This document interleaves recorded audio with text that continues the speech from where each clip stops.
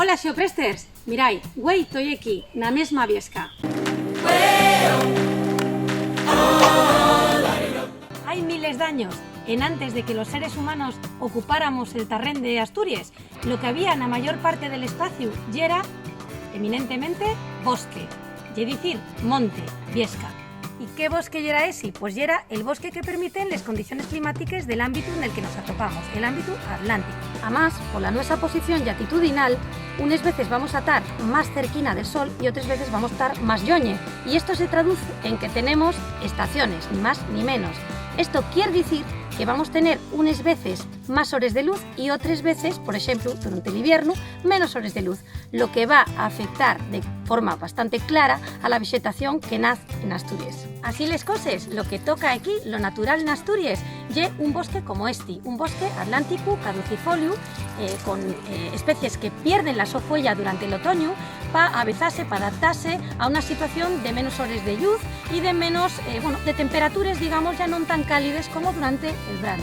Las especies que atopamos en este bosque de fuella caducifolia o de fuella caduca o decidua son especies como el castaño, el carballo, la falla, el humeru, el fresno, el ablanu.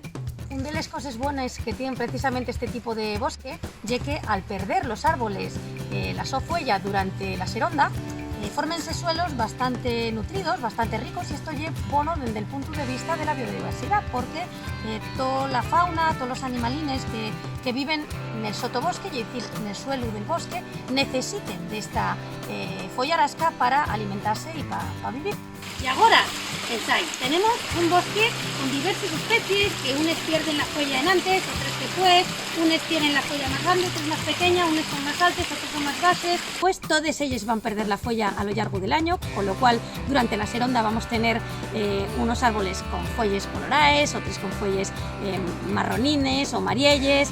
Es decir, vamos a tener una diversidad paisajística a lo largo del año que va a hacer que este tipo de bosque tenga gran valor y gran atractivo desde el punto de vista paisajístico. Bueno, y ahora vamos a ver qué pasa en el localital. Localito es una especie alóctona, lo que quiere decir que no es natural de aquí de Asturias, sino que fue importada. ¿Y esto de que no es natural qué quiere decir? Pues poca cosa, al final, porque si lo pensamos, pues todas las especies que tenemos en Asturias en algún momento llegaron, ¿no? En cualquier caso, esta es una especie perimplantada en Asturias desde mediados del siglo pasado.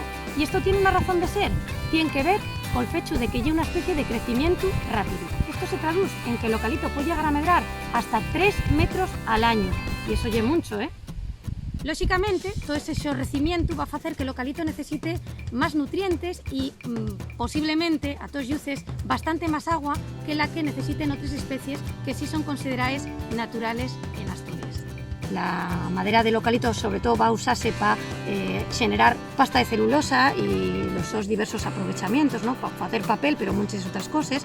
Y bueno, no se puede negar que hay un montón de economías, de algunas de ellas complementarias a las rentas agrarias y demás, no solamente aquí en Asturias, sino sobre todo, por ejemplo, en Galicia y en otros lugares del norte de España, que bueno, son valoradas, y esto no lo podemos olvidar.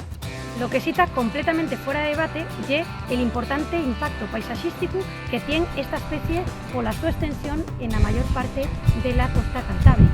Y a mí como geógrafa, como comprenderéis, es lo que más me importa, lo que más me interesa. El impacto ambiental muchísimo, pero el impacto paisajístico pues es precisamente la nuestra especialidad.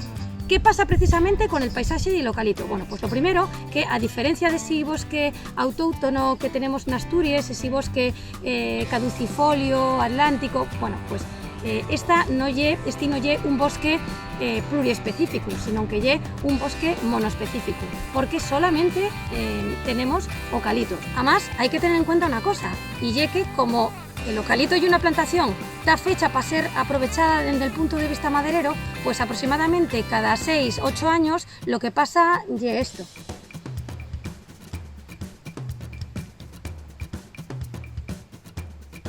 Si ver un eucaliptal puede ser monótono, ver las zonas donde se fan les saques como esta no es precisamente muy edificante.